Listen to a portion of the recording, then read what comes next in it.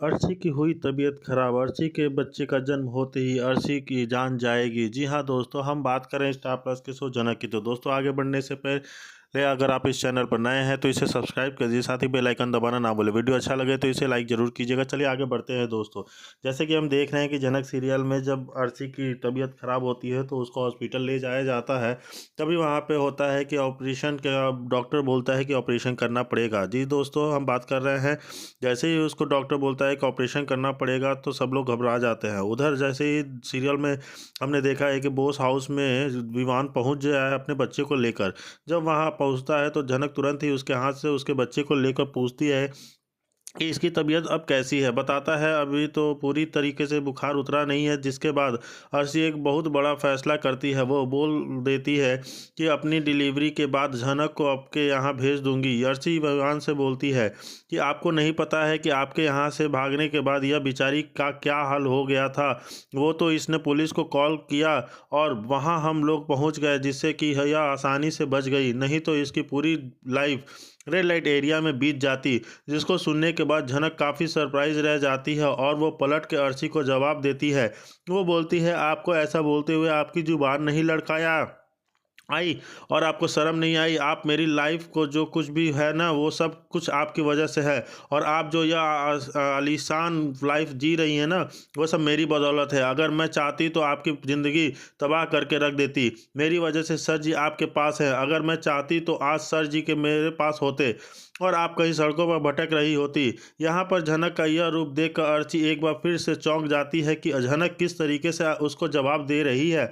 और आने वाले एपिसोड में हमको लोगों को देखते हैं कि झनक अर्शी को बोलती है कि आज अगर आपका बच्चा इस दुनिया में आ रहा है तो वो पूरी तरीके मेरी बदौलत आ रहा है। अगर मैं नहीं चाहती, अगर मैं सर जी को नहीं छोड़ती तो आप कुछ नहीं कर सकती और आपकी ज़िंदगी कहीं और ही होती। इसलिए आपको मेरा एहसान मानना चाहिए कि जैसे मैंने आपके लिए इतना सब कुछ किया। और वहीं दूसरी तरफ हम लोग को देखते हैं कि जो मज़ेदार बड़ी है वो बोलती हैं कि मेरी अर्शी बहू को किसी की नज़र लग गई है। थाम्बी भी बोलती है कि देखते हैं कि अनिरुद्ध का फैसला क्या होता है, क्या वह अर्शी को चाहेगा या फिर झनक को। तभी हम देखते हैं कि अर्शी की डिलीवरी का पेन होने लगता है और जब अर्शी का बच्चा इस दुनिया में आने वाला है, यह देखना काफ़ी इंटरेस्टिंग हो वाला है कि डिलीवरी के बाद अर्शी ठीक ठाक रहेगी अपने बच्चे के साथ या फिर डिलीवरी के साथ ही हो उसकी कहानी को द एंड हो जाएगा। और अर्शी के बच्चे को झनक कैसे पालेगी या आने वाले एपिसोड में नज़र आएगी कि जैसे कि झनक जो अर्शी की डिलीवरी होती है तो उसके बाद अर्शी की मौत हो जाती है, जिसके बाद जो उसका बच्चा आ जाता है झनक की गोद में।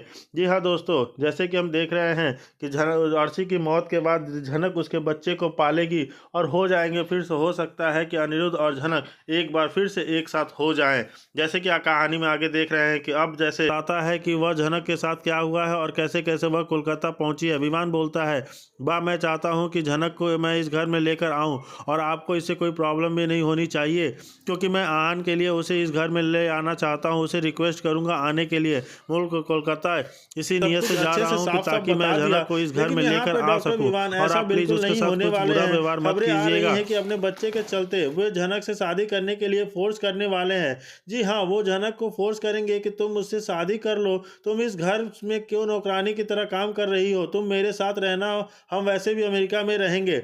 और रही बात मेरे परिवार वालों की, तो वो अब बदल चुके हैं, वो अब तुमसे बहुत प्यार करते हैं, सब लोग तुम्हें बहुत मानते हैं, सब लोग तुम्हें बहुत याद करते हैं। मैं तुम मेरे साथ वापस चलो, अभी तो नहीं पर धीरे धीरे आने वाले टाइम में डॉक्टर विवियान झनक के सामने शादी का ऑफर भी रखने वाले हैं। झनक से वो नज़दीकियां तो बढ़ाने की कोशिश करेंगे ही, जिस बात से लेकर यहाँ अनिरुद्ध काफ़ी जलस फील करेगा और इस चीज़ को लेकर वह झनक से खूब लड़ने झगड़ने वाला है। झनक भी यहाँ काफ़ी परेशान हो जाएगी कि अब झनक आने से अनिरुद्ध के पे चौर चिल्लाएगा, जी करेगा, चिल्लम चिल्ली करेगा, मुझे कितनी और सफाई या देनी पड़ेगी। यानी झनक का जीना काफ़ी दुश्वार होने वाला है। झनक जहाँ जहाँ जाती है उससे उससे लड़ने झगड़ने वाले, प्रॉब्लम क्रिएट करने वाले ऑटोमेटिक पहुँच जाते हैं। दोस्तों, यहाँ डरा ही उठाता है। अब झनक ने यहाँ इंसानियत के नाते उसके बच्चे को संभाला, उसके परिवार को देखा। अब यहाँ विवान काफ़ी सेल्फी होता हुआ नजर आएगा अपने बच्चे की खातिर। वह अब झनक की फ्रीडम की खत्म करना चाहता है।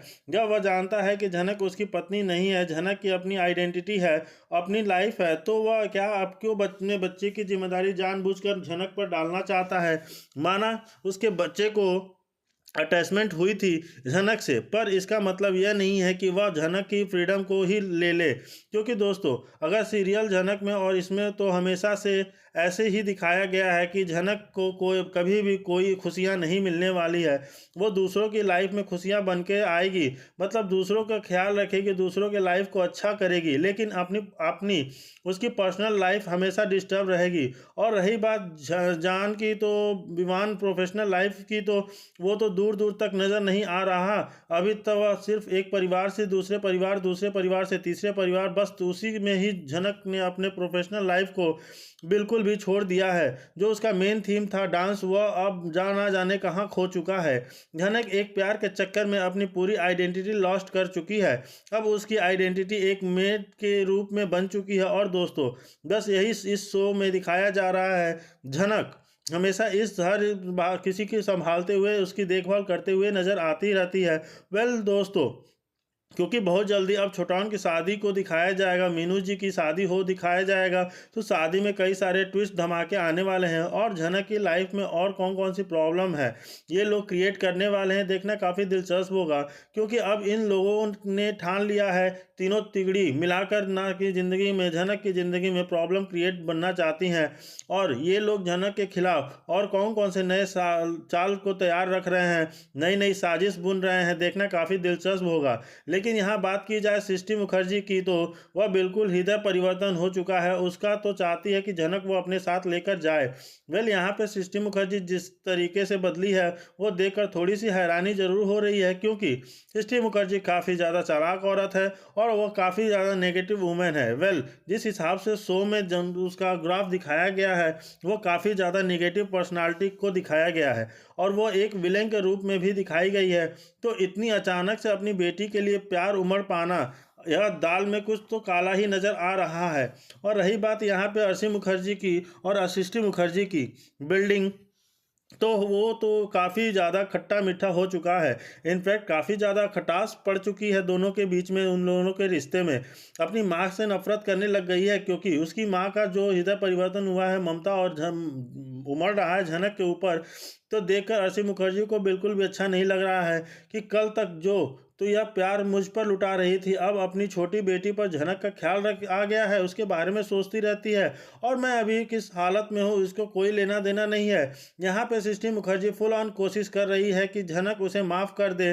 बार बार वह हाथ पैर जोड़ रही है और झनक से रिक्वेस्ट कर रही है कि मेरे साथ तुम मेरे घर चलो, तुम्हें यहाँ रहने की कोई ज़रूरत नहीं है। अगर तुम यहाँ रहोगी तो ये लोग तुमसे काम करवाएंगे और मैं नहीं चाहती हूँ कि तुम यहाँ पे कोई भी काम करो।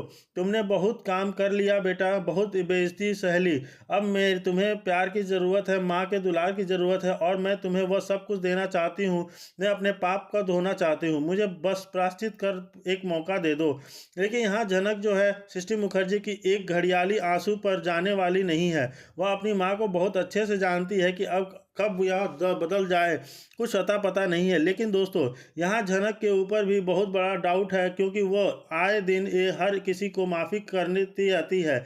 कोई भी कितना भी बड़ा उसका जान का दुश्मन हो, उसके खिलाफ षड्यंत्र रच रहा हो, उसे जान से मारने की कोशिश करे, लेकिन झनक जो है महानता की देवी है, वह हमेशा वही दिखाएगी और उसे माफ़ करने की कोशिश करेगी। किसी सृष्टि मुखर्जी को भी कई बार उसने माफ़ किया है।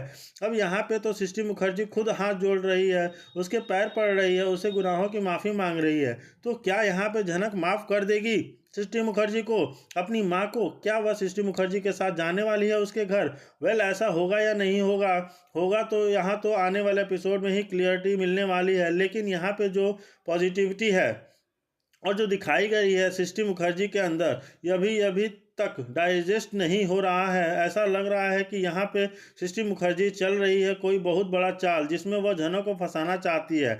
वेल, अभी तक झनक फंसी नहीं है, लेकिन जिस दिन उसने विश्वास कर लिया सृष्टि के ऊपर, उस दिन मछली फंस जाएगी जाल में। और उसके बाद जो है सृष्टि मुखर्जी अपने तो इस चाल को कामयाब होने होगी। वेल, उसकी कौन सी नई यह चाल है, कौन सा षड्यंत्र है उन्होंने बुना हुआ है, अभी तक किसी को आइडिया नहीं है। वेल, सृष्टि मुखर्जी के चेहरे पर यह मुखौटा कब उतरेगा, यह तो आने वाले एपिसोड से ही क्लियर होगा। लेकिन फिलहाल यहाँ बात की जा रही है छोटाउन की शादी के रिलेटेड, और इस शादी में अभी बारात को लेकर काफ़ी ज़्यादा डिस्कशन चल रहा है। यहाँ पे